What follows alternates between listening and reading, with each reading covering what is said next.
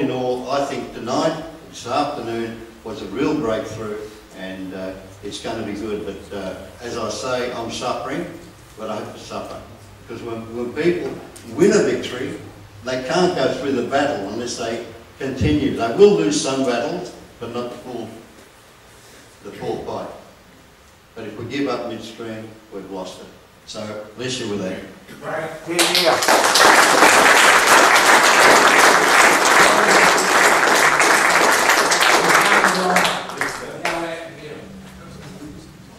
There was a question from the gentleman up the back in the red coat, the red top. Yep, Richard. Yes, Darryl, I was just interested, or Kathy, I was just interested to know, how did the Chinese Medical Association, there's this bunch of people, how did they justify claiming provenance over a word or words that have been used for, well, thousands of years, albeit in a different language? Very good question. They justified it as Section 94 of the Health Profession Act 2005. Now, basically the word was, in their opinion, left dangling, waiting to be claimed. Okay. Again, it comes back to what I mentioned earlier, notice, quo, warranto, show me your authority to do that. Has there been any peer review, science peer review on it? Because, unless there's peer review, it hasn't been proved over the customer.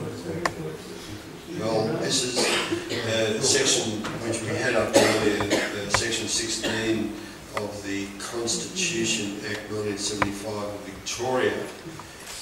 Pretty much says that the Parliament can bring about any law whatsoever. Now, I think it was about 1994 in the High Court, one of the judges was Kirby in a ruling, I can't remember the case, but he said if the Parliament wishes, they can bring about a law that says that that all blue-eyed babies must be killed, and they have the right to do that. This is the High Court saying this, and this is the problem that we're facing, and this is how far this has got because we have not understood or looked at what they can and what they cannot do. Obviously, food is corrupted. They are all corrupt, but one of the, I suppose, the saving graces for this country and the people that are committing all these offences is that this is a country based on Christian values, and one of the prime Christian values in that sense is forgiveness. And you've got to forgive again and again and again and again and again. And realistically, the people who are committing these offences against their neighbours, they're the ones who are going to be suffering. And the amount of pain they're causing, like Frank is going through and like many others are going through, that pain, I wouldn't wish that upon anybody. Darryl, I think that's a suffering. Sorry for being so bloody rude, but I only walked into the laddies before instead of the men's. That's how angry I've been, but I shall not be angry. I was also arrested on the 1st of March, and I was taken to the police station at Bacchus Marsh and put on remand because I wouldn't pay 3 speeding fines. And I've got another 47, so I'm not going to pay the rent.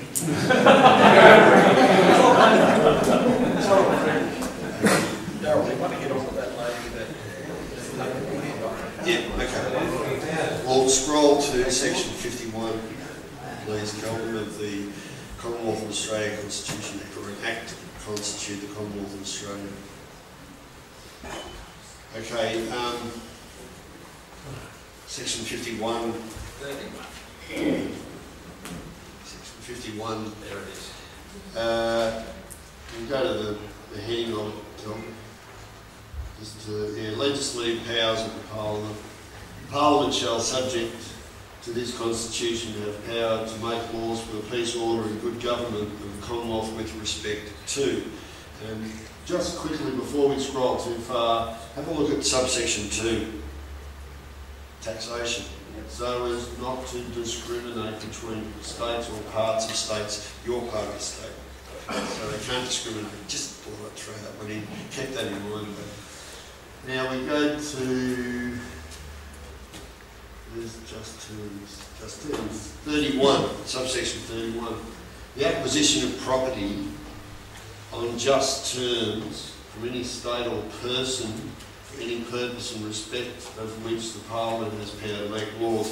So they can, if an entity within the government structure is going to take your property, it must be on just terms. They just can't take it and... Well, Daryl, they are. And this is... The ball is out of Wyndham. Is it Wyndham Council? Correct. Wyndham Council. And Melbourne Council. Yeah. And It's a 41,000 hectares of prime farmland. what the bullies out at Wyndham and somewhere else decided... 301 families on the street. They've just decided, under some environmental law, they say they can take your property for nothing.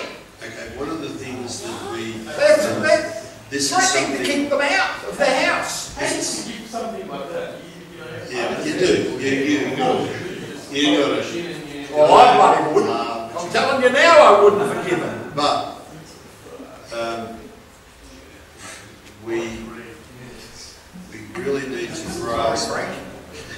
Sorry, I can't forgive. We really need to grasp just Sorry, terms.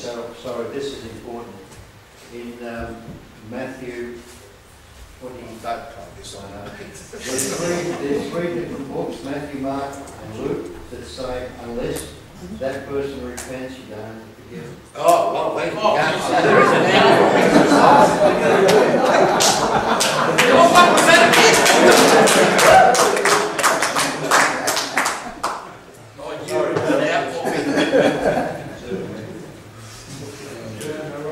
So Darryl, What can the lady do? who has the power? She's beat the Who VK. has the power to register Commonwealth of Australia in Delaware, in the United States?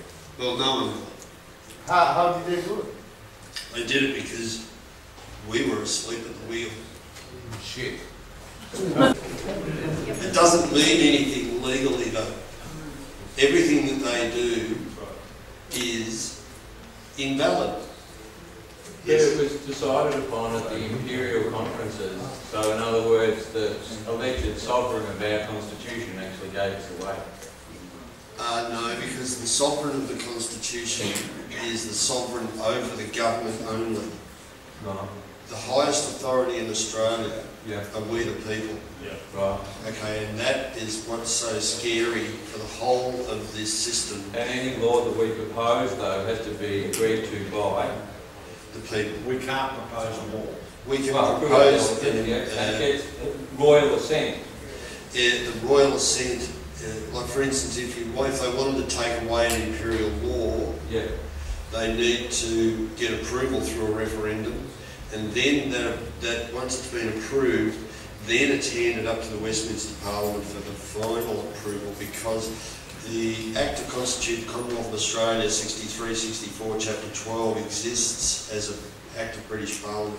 I'm not suggesting that they change the Constitution, I'm suggesting that they change the use of the Constitution, and therefore the Constitution that you talk about exists as, in a sense, an historical document, and now the Constitution in its secondary role is really a corporate charter.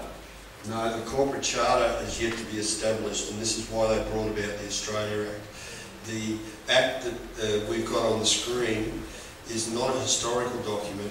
It's a document that's been endorsed 46 times since Federation, and that is the most powerful form of endorsement that exists in law on this But planet. at the time the document was written, the Commonwealth of Australia was not a corporation, and now the Commonwealth of Australia, as yes, referred it was. to, is a corporation. Yeah, it's always been a corporation. Yes. The Commonwealth of Australia is a corporation aggregate. State of Victoria, Victoria Police. They were registered in 31. They were registered in 31 without the people of Australia's permission to do that. But they were always corporation, a corporation aggregate. They've always been that way. What they've done is they've stepped out of that role. And that role was described in 2 acts. It was described in the Public Officers Act 1551 and the Sale of Officers Act 1809 Imperial. Now, in those acts, it is always presumed that the corporation aggregate must remain within that public realm. There's a very high fence around that public realm and they cannot move out of it. And the Sale of Officers Act was there to penalise any member of that bureaucracy with respect to selling or having anything to do with selling any part of or whole part of that corporation aggregate. Okay, and unfortunately it was only treated as a misdemeanour, and the last prosecution for that was a naval officer back in the 19th century. But that law is still law today. What they have done, they've moved from being a corporation aggregate into being a corporation sole. Now, their one mistake has been under the Competition Consumer Act 2010, what used to be called the Trade Practices Act 1974 Commonwealth. In the Trade Practices Act section 60 it was harassment and coercion. So in effect it said that no corporation can harass or coerce any person to take of its goods or services. Now in the 74 Trade Practices Act, again it was only a minor offence. In the Competition Consumer Act 2010, it's a $1.1 million fine. Sorry, what's that? The Competition Consumer Act 2010. So again, we can't afford that short and everything. Yes, we can if enough of us do this under the. And in fact, we, like was Kathy mentioned earlier, we are getting lawyers to come over to our side, and because for one reason or another they've had enough of the corruption that's going on. It's hurting them as well. So they're prepared to stand up. Now, enough of us stand behind them. And yes, we get a voice because there is a change in body language with respect to the individual who has the dead sheep on their head to a matter that's been presented. Okay, there is a change in attitude, and this is what we're sort of trying to feed on. The writing is on the wall. The writing is on the wall, and this system realises that you are waking up. They don't like these meetings. Gee, no surprises there. What was The Competition Consumer Act, it's actually Schedule 2, Chapter 4, Section 168 of the Competition Consumer Act. While I'm Schedule talking, 2. we've been told that we've got to start to wind up, so if there's any really quick questions, we can take them, but I think we're going to have to start to wind up. Thank everybody for their attendance. So just really quick questions is about all we can take. Chapter 4. Section 168. Daryl, Yep. there's 2 cases with very good result and a reasonably good result from last week. It should be briefly mentioned too. Keith is here. Keith, where's Keith? Klaus? Yep. You gone, is he? Do you want to speak about that? Yeah, sure. You want to...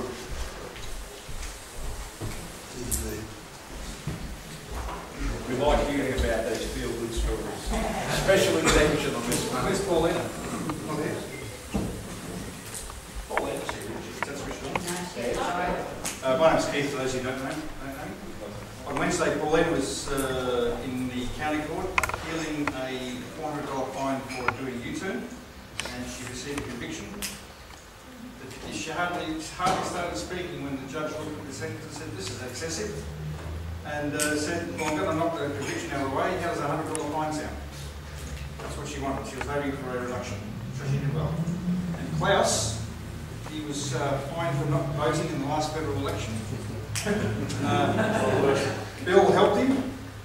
He said, "Look," he says, "I forget which section it is," but he said, "You don't have to vote if you believe it's against your religious duty." Section 245. Yeah, so he got up he's a pensioner, he got up in front of the judge, Judge Duncan Allen, a very decent fellow, and put his case as best he could. And if you know Klaus, that wasn't very well, but he did his best.